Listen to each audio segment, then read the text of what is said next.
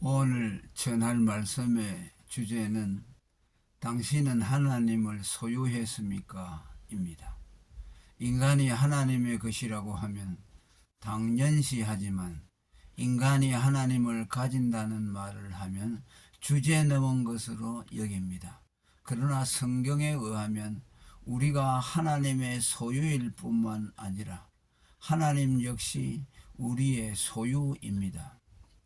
하나님과 우리 사이를 단지 창조주와 피조물 관계로만 보는 입장에서나 하나님이 만물의 주인이라는 하나님 주권 사상에 충실한 그리스도인들에게는 감히 어떻게 인간이라는 생각을 갖게 합니다. 그들은 자신이 하나님의 소유로 구별됐다는 사실 자체로 험감할 뿐 하나님이 인간의 소유가 된다고 하는 것은 말도 안 되는 불경스러운 일로 치부합니다.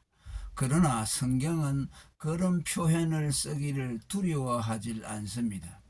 하나님은 너는 내 것이다 라고 하는 동시에 나 또한 내 것이다 라고도 말씀하셨습니다. 이스라엘이 즐겨 쓰는 관용구인 아브라함의 하나님, 이삭의 하나님, 야곱의 하나님이라는 말은 하나님은 택자의 하나님이시라는 뜻을 넘어 나의 하나님, 곧 택자의 소유된 하나님이라는 속격의 의미도 함의합니다. 우리의 창조주, 구속주, 소유주이신 하나님이 만극하게도 우리의 소유가 되어 주셨습니다. 여호와는 나의 산업과 나의 잔의 소득이시니 나의 분깃을 지키시나이다. 시편 16편 5절. 주는 나의 피난처시요 생존 세계에서 나의 분깃이라 하였나이다. 시편 142편 5절 등의 말씀들은 하나님은 나의 소유라는 것을 말씀했습니다. 그리스도가 우리의 대속물이 되셨다는 말과 우리의 소유물이 되셨다는 말은 크게 다르지 않습니다.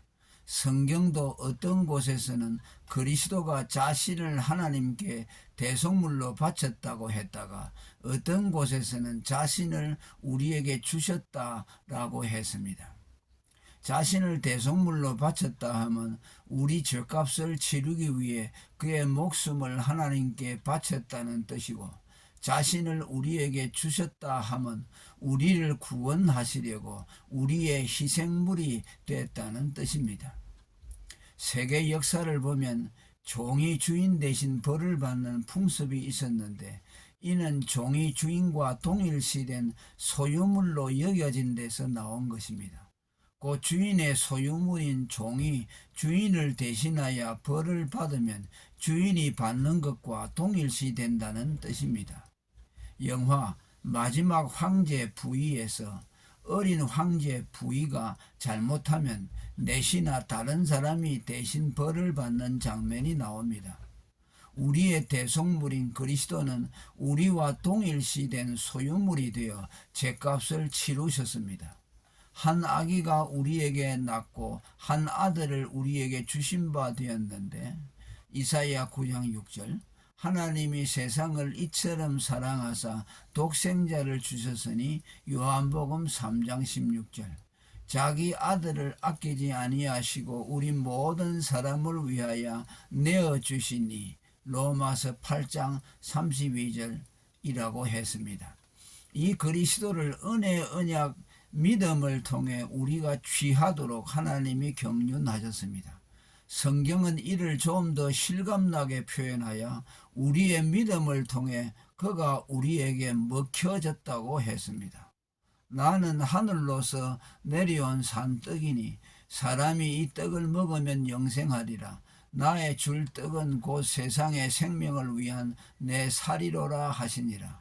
내가 아버지로 인하여 사는 것 같이 나를 먹는 그 사람도 나를 인하여 살리라. 요한복음 6장 51절 57절입니다. 애굽의 6월절 밤 이스라엘 집 식구들이 양고기를 먹은 것이나 오늘 성찬식에서 우리가 그리스도의 살과 피를 상징하는 떡과 포도주를 먹는 것은 믿음으로 그리스도를 취하는 상징적인 행위입니다. 축사하시고 떼어 가라사대 이것은 너희를 위하는 내 몸이니 이 잔은 내 피로 세운 새 언약이니 고린도전서 11장 24절에서 25절까지. 사랑이 소유를 가능하게 했습니다. 하나님이 우리의 소유일 수 있음은 하나님과 우리가 사랑의 관계에 있기 때문입니다. 우리가 다만 하나님의 피조물이기만 하다면 하나님의 소유됨으로 만족해야 합니다. 하나님과 사랑의 관계에 있기에 우리가 하나님께 귀속되기도 하고 우리가 하나님을 소유하기도 합니다. 사랑은 어느 한쪽이 다른 한쪽에 일방적으로 귀속되거나 소유할 수 없기 때문입니다.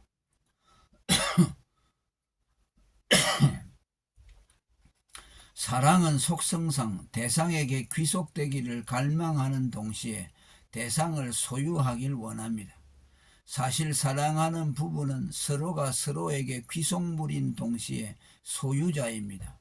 부부가 자기 몸을 자기가 주장하지 못하고 상대방에 의해 주장된다는 것도 그들이 서로에게 귀속되어 있기 때문입니다. 아내 된 교회와 남편 된 그리스도 역시 서로에게 귀속되고 서로를 소유하는 피동적 소유 관계입니다. 그리스도가 교회를 위해 먼저 자신을 내어주고 그리스도의 대속적 사랑을 받은 교회는 또한 기꺼이 자신을 그리스도께 드립니다. 그리고 이 소유는 이미 언급해온 대로 주인이 노예를 소유하듯이 강압적인 것이 아닌 상대방이 내게 귀속해 오는 것을 수납하는 피동적 소유입니다. 곧 자원하여 내가 상대방에게 귀속되어주고 상대방이 기꺼이 내게 귀속해주는 소유 방식입니다. 곧 나의 사랑하는 자는 내게 속하였고 나는 그에게 속하였구나 라는 아가서 2장 16절에 노래한 술람미 여인과 솔로몬이 주고받았던 사랑의 소유 방식입니다. 하나님은 먼저 자신을 우리에게 내어주시고 우리는 그 사랑에 관건되어 그에게 우리를 귀속시킵니다. 곧 사도 바울의 고백 같은 것입니다. 그리스도의 사랑이 우리를 강군하시는도다. 저가 모든 사람을 대신하여 죽으심은 산자들로 하여금 다시는 저희 자신을 위하여 살지 않고 오직 저희를 대신하여 죽었다가 사신 자를 위하여 살게 하려 함이라. 고린도후서 5장 14절 15절. 자발적 종인 구약의 귀 뚫린 종과 신약의 자원하는 종 개념이 바로 이것입니다. 이 피동적 소유 방식은 하나님이 죄로 무능해진 인간들을 소유하시는 부득이한 방식입니다.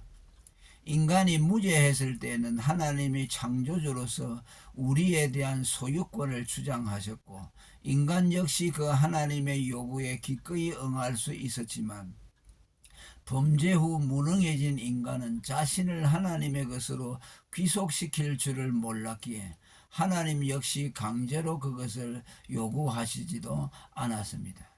이는 그것이 불가능했기 때문입니다. 하나님이 먼저 자신을 우리에게 내어주어 우리를 살려낸 후에라야 우리가 자원하여 하나님께 우리 자신을 드릴 수 있었습니다. 인간의 죄인됨이 하나님으로 하여금 우리를 소유하도록 하기 전에 먼저 우리가 그를 소유하도록 했습니다. 연합으로 말미암는 소유. 그리스도와 우리의 연합은 한 개체가 다른 한 개체에 흡수 병합되거나 아니면 연합 과정에서 둘의 개체성이 소멸되고 전혀 다른 한 개체로 변생되는 것이 아닌 서로가 서로에게 귀속 소유하는 관계입니다. 이는 삼위일체 하나님의 연합에서 발견되는 곧 삼위의 각 인격이 각존하면서 서로에게 귀속되는 것과 같은 연합 방식입니다. 나와 아버지는 하나이니라. 아버지께서 내 안에 계시고 내가 아버지 안에 있음을 깨달아 알리라. 요한복음 10장 30절 38절. 성자와 성부는 일체로 연합되었으며 각 위가 서로 간의 내재를 통해 귀속과 소유를 서로 공유한다는 뜻입니다. 그리스도와 우리의 연합을 말하는 성경의 원리 역시 유사합니다. 누구든지 예수를 하나님의 아들이라 시인하면 하나님이 저 안에 거하시고 저도 하나님 안에 거하느니라. 요한 1서 4장 15절. 은혜 언약 곧 예수를 하나님의 아들로 시인하는 믿음을 통해 내가 하나님과 연합을 이루면 내가 하나님의 소유가 되고 내가 하나님을 소유하게 된다는 뜻입니다. 이에 대한 이해력을 붙돋는 말씀이 내 살을 먹고 내 피를 마시는 자는 내 안에 거하고 나도 그 안에 거하나니라는 요한복음 6장 56절 말씀입니다. 내가 그리스도와 연합하면 그리스도가 내 안에 거하여 나를 그의 소유자 삼아 주시고 내가 그 안에 거함으로 내가 그를 소유한다는 뜻입니다.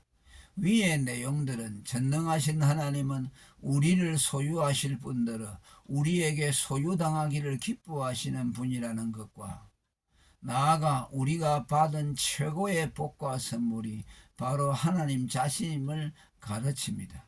여러분은 지금 하나님을 소유하고 있으며 그를 여러분의 양식과 음료로 취하며 영혼의 만족을 누리고 계십니까? 할렐루야.